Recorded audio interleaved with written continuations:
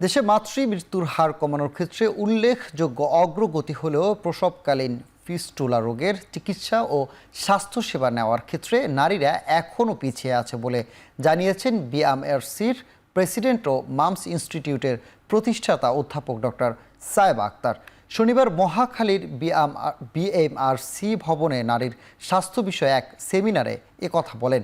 এ সময় সরকারি ও বেসরকারি হাসপাতালে নারী স্বাস্থ্যসেবা কর্নার নির্মাণের প্রস্তাব করেন বক্তারা। সংকট সমাধানে নারীদের জন্য স্বাস্থ্য খাত সংস্কার কমিশনের পক্ষ থেকে পৃথক পূর্ণাঙ্গ ইনস্টিটিউট তৈরির যৌক্তিকতা নিয়েও কথা বলেন তারা। তবে মেনোপজ ফিস্টুলার মতো নারীদের নির্দিষ্ট রোগ বা সমস্যার সমাধানে আরও নজর দেওয়ার আহ্বান জানান অধ্যাপক সায়েবা আক্তার। ফিস্টুলার জটিল অপারেশনের চ্যালেঞ্জ নিতে চিকিৎসকদের এগিয়ে আসার পাশাপাশি সরকারকেও কার্যকরী ভূমিকা পালনের আহ্বান জানান তিনি।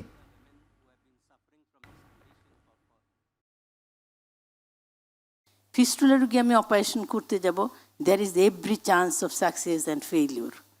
এই স্ট্রেসটা যে আমি এত কষ্ট করে 4-5 ঘন্টা অপারেশন করব, তারপর ফেইলিউর হবে, দূর এটা করার চাইতে আমি একটা হিস্টেক্টমি করি, একটা সিজার করি, দ্যাটস মাচ ইজিয়ার।